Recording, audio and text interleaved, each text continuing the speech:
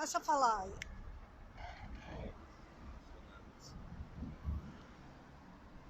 Deixa eu formar um pouco. É assim mesmo.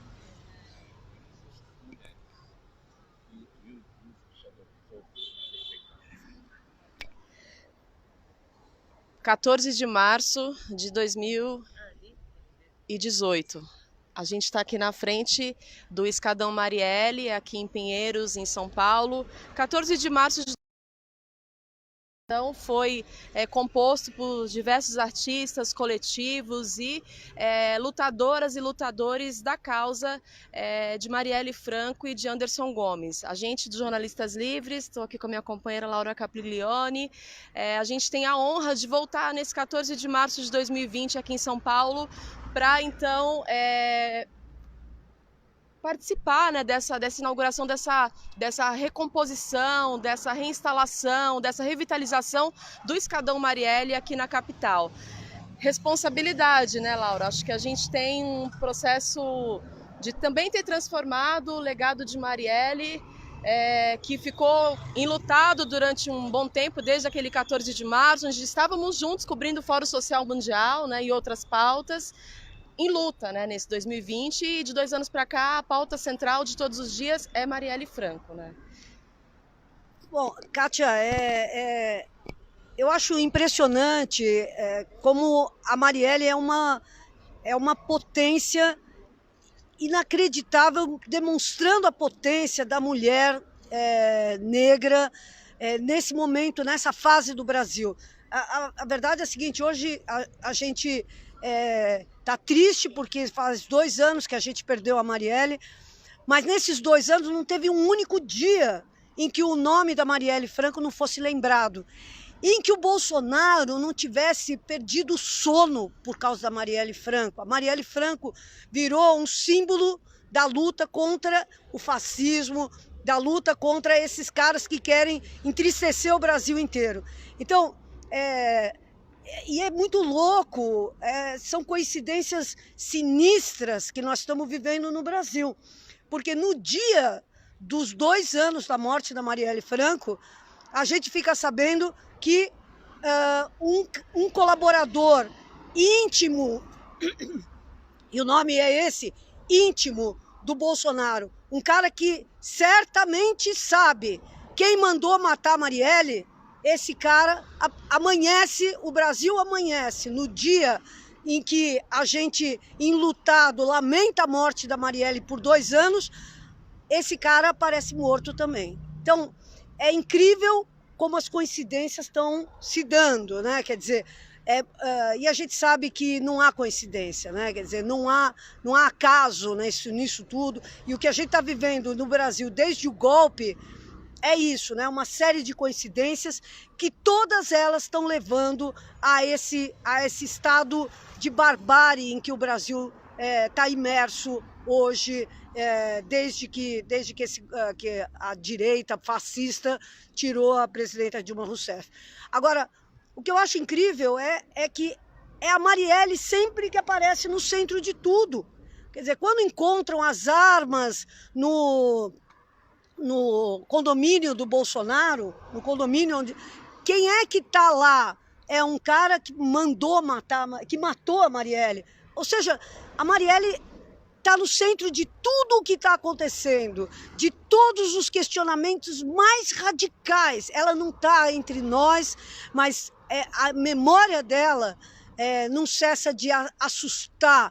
Com o fantasma de liberdade que ela representa, ela não cessa de assustar esses fascistas, esses inimigos aí do povo e da alegria do povo brasileiro. O mais impressionante, Laura, nisso tudo, é que Marielle, sem dúvida, ela é tão assustadora para a família Bolsonaro, e ela é tão assustadora para os fascistas desse país, ela é tão assustadora para os caras antidemocráticos do nosso território, que ela, depois desses 2 anos, ela tem diariamente plantado diversas outras sementes e novas Marielles nasceram em novas mulheres desse país, né? Então, a gente vê essa transversalidade de força da Marielle muito presente diariamente diversas atitudes, em diversas movimentações, em personificação, em perfis de mulheres negras e não negras, né? É muito bonito da gente saber que é bonito e é triste a gente saber que Marielle incomodava tanto esse lugar de fala desses homens majoritariamente brancos, velhos, né? Pessoas velhos de poder político, partidário ou não, e de outros tipos de organizações que a gente sabe quais são, né? E que isso fez com que ela se energizasse para lutar contra tudo isso, que é nada mais nada menos, que era o resultado nada mais nada menos, o objetivo nada mais nada menos do que a vontade de exterminar quem lutava por esses povos, né, mais pobres, os favelados, as pessoas negras, as mulheres, não é? O povo LGBT, enfim. Então, esse temor todo que essas pessoas, esses homens, majoritariamente homens, têm de Marielle, mesmo após a sua morte, plantou e continua plantando diversas sementes que a gente vê todos os dias, não é? Nos lugares, nos espaços por onde a gente passa. É muito louco que, para além do nosso país, a Marielle é pauta internacional, né? E a gente tem um orgulho, não é, de saber que ela tem uma narrativa muito diferente dessa narrativa da grande mídia que a gente vê aqui no Brasil. Fora do Brasil, a Marielle é realmente vista como uma parlamentar, uma mulher negra que tem o seu legado todo durante a sua vida e depois de sua morte muito consolidados, mas a forma, e eu queria dizer que a forma como a mídia internacional trata o caso Marielle é com um respeito, é com uma qualificação, né, do ponto de vista positivo mesmo, muito diferente da mídia que a gente vê aqui no nosso país, infelizmente, onde Marielle nasceu, né, Laura? Eu não sei se eu queria que você fizesse assim uma crítica mesmo sobre isso, né? Que você pensa desses paralelos, né, de tratamento da imprensa internacional em relação ao caso e da nossa mídia. Não é à toa que os jornalistas livres existem justamente para fazer a contranarrativa a tudo isso que está posto, né, por essa mídia. Não, eu queria só lembrar, quer dizer, eu não vou citar o nome dessa mulher, porque essa mulher não merece ser citada, mas vamos lembrar que nos dias seguintes ao da morte da Marielle, teve uma juíza que pegou e falou que a Marielle era uma bandida. Exato. Que a Marielle era uma mulher ligada ao narcotráfico, que a mulher era, enfim, que a Marielle era um monstro. Ou seja, isso saiu em todos os jornais, saiu em todos os lugares, quer dizer, a grande imprensa visibilizou um ataque absolutamente gratuito contra uma mulher negra que foi atacada só pelo fato de ser mulher negra. Essa que é a verdade. Então,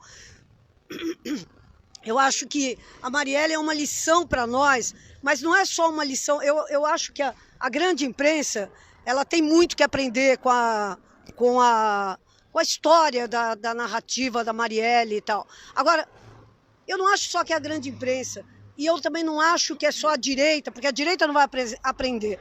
Mas eu acho que é importante a gente também falar como que a esquerda tem que aprender com o legado da Marielle, né? Quer dizer, a Marielle, ela veio, é uma parlamentar, ela veio da favela, da comunidade da Maré, uma comunidade paupérrima, que foi ocupada pelas tropas de garantia de lei e ordem, do Exército, do general Heleno, e ela enfrentou tudo isso e denunciou todas as arbitrariedades que foram cometidas ali naquela comunidade. Denunciou a presença dos milicianos, ela denunciou, ela se transformou numa potência inacreditável, defendendo aquela comunidade pobre e falando do ponto de vista de uma mulher negra e pertencente àquela comunidade. E a gente precisa reconhecer que a esquerda ainda é branca demais, né, Kátia? A esquerda ainda é masculina demais e os parlamentares da esquerda ainda são brancos demais e masculinos e homens demais. Nós precisamos de mais Marielles. Então isso que a Kátia está falando, que é tão importante, que é o surgimento de um monte de novas Marielles todos os dias, tem que animar a gente para a gente pegar e repensar que tipo de esquerda a gente precisa construir para recuperar o espaço das utopias, né, Kátia? Porque a gente não é esquerda para se conformar com os limites que estão postos pela direita. A gente é esquerda para sonhar com algo novo. E a Marielle fazia exatamente isso. A Marielle era colorida no meio de um monte de homens de terno e gravata naquela Câmara Municipal do Rio. A Marielle era uma mulher no meio de um monte de homens. A Marielle era uma lésbica no meio de um monte de pessoas, não vou nem falar heterossexuais, pessoas autodenominadas heterossexuais. Então a Marielle ela era a nota divergente, a nota que permitia mostrar que um outro mundo era possível. A Marielle era a construção disso. Então eu acho que a gente tem que pegar e pensar que a nossa esquerda, a esquerda brasileira, vai ser mais potente, mais poderosa quando incorporar as periferias, quando incorporar, enfim, quando conseguir ser companheiro de luta e de amor e de fraternidade, né? E de sororidade com os povos que mais sofrem no Brasil, que são os povos mais vulneráveis, né? Acho muito importante também, Laura, a gente lembrar, não é? Acho que essa parte eu já acho que estou bem contemplada, mas dizer um pouco ainda sobre o caso da juíza, só mais uma coisa, que a mesma repercussão que aconteceu quando essa juíza disse que a Marielle era parte integrante de organizações criminosas, essa foi uma fala, né, que ela proferiu publicamente, quando ela foi inquirida para responder aonde ela tinha conseguido essa informação, a mesma repercussão não foi dada pela mídia. Exatamente. Entendeu? Então é disso que a gente está falando, não é? É desse modo de tratamento diferenciado e seletivo às pautas de interesse, não é? Dessas grandes organizações aí, com interesses que a gente já sabe quais são, não é? Mas eu gostaria muito de lembrar que a gente fala muito, está falando um pouco dessa questão da sororidade, a gente está falando bastante sobre fraternidade, a gente não pode esquecer que o Anderson Gomes tem uma família, a esposa dele, a Ágata, tem um filho, não é? Com necessidades especiais, e a gente sabe que a Ágata está sofrendo muito, né, nesse momento. É uma mulher também de muita luta, é uma mulher de um poderio de físico, psicológico, de tudo. É muito emocionante você tá junto dela, entender como ela tem passado esses 2 anos. Hoje no Brasil inteiro, mas especialmente no Rio de Janeiro, a gente tem uma ação que as pessoas que fazem essa lembrança todos os dias de Marielle e continuam cobrando a resposta sobre quem mandou matar Marielle, que está acontecendo, que é uma ação, uma mobilização que se chama Justiça por Marielle e Anderson. Então quem estiver em casa, na sua casa, não quer sair por causa desse negócio de coronavírus, etc., coloca na janela da sua casa um pano amarelo. Eu estou de amarelo hoje porque, enfim, uma foto, marca com essa hashtag, é importante para a gente continuar reverberando internacionalmente a resposta para essa pergunta. Laura, é uma ação que está sendo feita pelo Instituto Marielle Franco, pela família da Marielle, enfim, por Mônica, enfim, por todo mundo que está junto nessa luta há mais de 2 anos. A gente está aqui, né, Laura? É interessante dizer também que esse local que a gente está é um local, um bairro de elite burguesa, né, aqui em São Paulo, e que as pessoas passam aqui, né, e olham para o escadão Marielle. Eu acho que isso é muito importante de estar acontecendo aqui nesse local.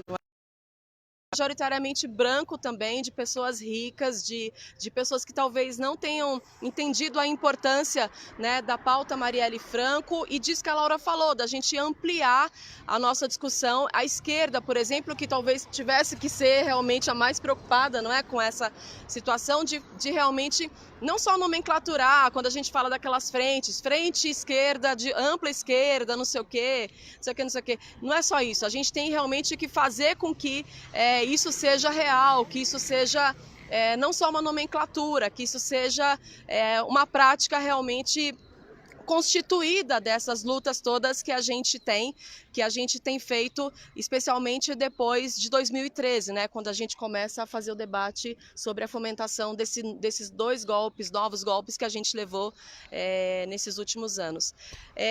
Eu acho, Laura, que a gente poderia falar um pouco mais também sobre essas questões do Bebiano, não é? Porque você imagina, um cara que era o coordenador de campanha, era um homem estratégico dentro do clã Bolsonaro, sabia muito, não? Sabia tudo, ele foi o caixa de campanha do Bebiano, então, do Bolsonaro. Ele era o braço direito, esse cara, todos os podres do Bolsonaro, esse cara conhecia totalmente.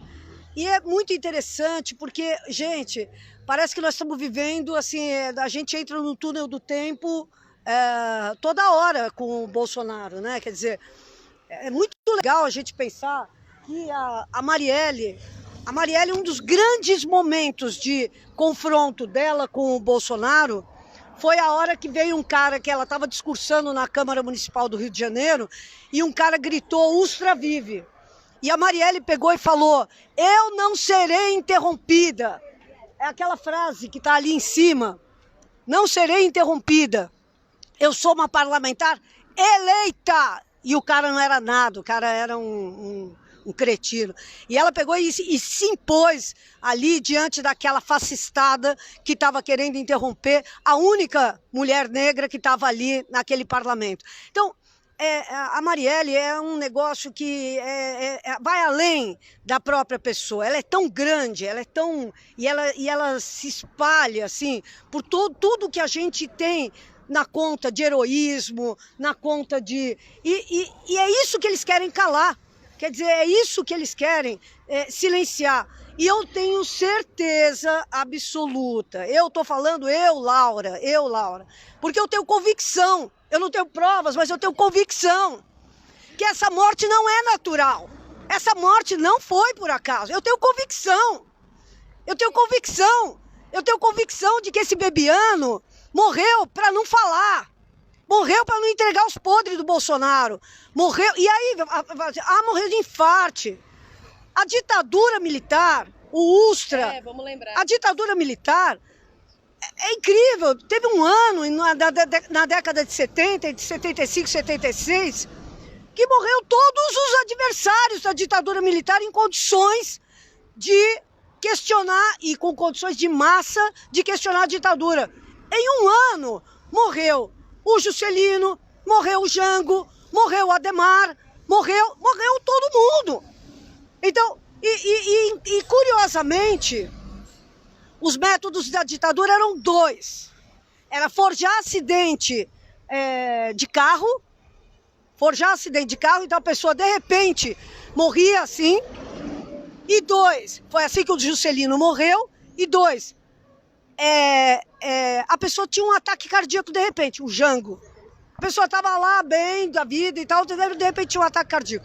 Hoje nós sabemos que há substâncias que induzem a taquicardia gravíssima seguida de infarto.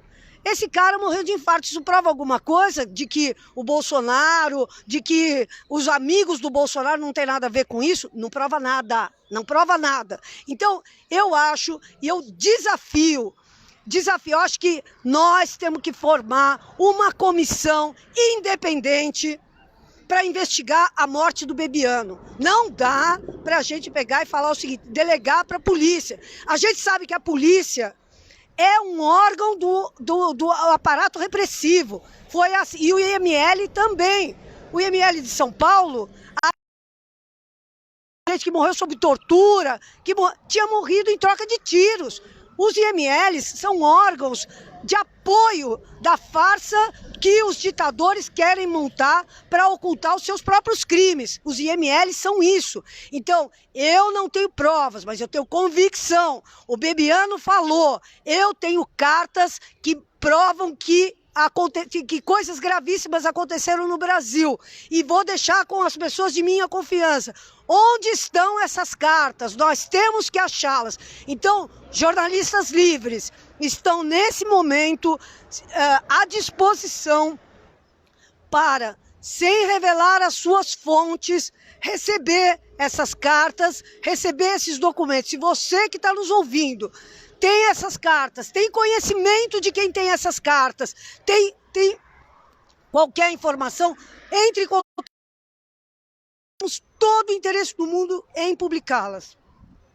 Uau, depois dessa, né, gente? Acho que ficam duas perguntas, né? Agora, quem mandou matar Marielle e onde estão as cartas de Bebiano? Exatamente. Eu acho que é importante que a gente reforce todos os dias, a partir desse fato, a nossa intenção sempre pro lado do bem, não é? De contar uma história realmente legítima sobre o que acontece, porque nada é normal no Brasil. Nada está normal. Nada está normal, né? Então a gente tem uma missão, enquanto mídia independente, de continuar defendendo o que a gente sempre, o que vocês já sabem que a gente defende, a forma como a gente lida com as pautas e com as anormalidades, com as coisas todas que acontecem de um ano e pouco para cá, depois desse governo de Bolsonaro. Então, acho que Laura consegue aí colocar para nós agora uma missão muito importante, que é, para além da questão, claro, que também deve responder, inclusive, a pergunta sobre quem mandou matar Marielle. Exatamente. Né? Onde estão as cartas de Bebiano? Então a gente está super aberto, né, Laura? Acho que a gente deixa aqui acho que podemos encerrar, não é? Podemos encerrar com esse chamamento, um chamamento que eu acho que para além da missão da gente defender, é um chamamento de obrigação da gente enquanto mídia independente, enquanto a continuidade de contar uma nova história, uma história legítima sobre os fatos, não é? E não podia ser diferente. Acho que na história de jornalistas livres a gente tem momentos decisivos onde a gente mudou a trajetória, inclusive, né, de erros que poderiam acontecer. Estão pedindo aqui para falar um pouquinho sobre as pessoas que compuseram esse escadão, não é? Tem alguns coletivos aqui, vou tentar ler um pouco. Em reprocesso pelo artista Zito, em parceria com a Casa da Lapa, o Coletivo Transverso, o Paulestinos, Laura Guimarães, e aí tem as mulheres grafiteiras que também compuseram aqui, somaram para essa arte e resistência: Dina, Brisa, Aimee, Menezes, Tainá, Índia, Negana, Badu, Luna Bastos, Mônica Ancapi, Laura Guimarães, Bea Conrad, Mia, Lady Guedes, Caju, Majô, Afolego, Lhama, Gabi Forjaz, Gabi Bruce, Madô, Ferrobles, Marina Alegre, Tati MF, Mariposa, Débora Herê, Camila Nega, beijo, Patrícia Bonani, Ana Lucatelli e Mia. Textos e fotos de Pamela Sarabia, é isso? Tá, essa é do texto. A foto, isso que eu queria dizer. Essa foto aqui, gente, era uma foto que foi realizada no mesmo dia que foi gravado na Maré o vídeo de campanha, Laura, da Marielle Franco. E é do nosso querido Bernardo Guerreiro, né, essa foto. O Bernardo é um querido... Foto maravilhosa. Bernardo, querido, sua foto é um registro da alegria, da beleza da Marielle. É linda essa foto. E a gente viu um pouco do vídeo, né? Tem um momento exato em que ele faz a foto e como Marielle fica, e é um sorriso super espontâneo, né? Que ele coloca e faz, e ele conseguiu captar exatamente a representatividade de Marielle, que é esse colorido, que é essa alegria, que é esse sorriso, por isso que Marielle vive. É isso, gente. Obrigada. Estamos juntos aí, juntos na luta. Queremos saber quem matou Marielle e quem mandou matar. Isso é importantíssimo. Isso aí. Valeu, galera. Valeu, galera.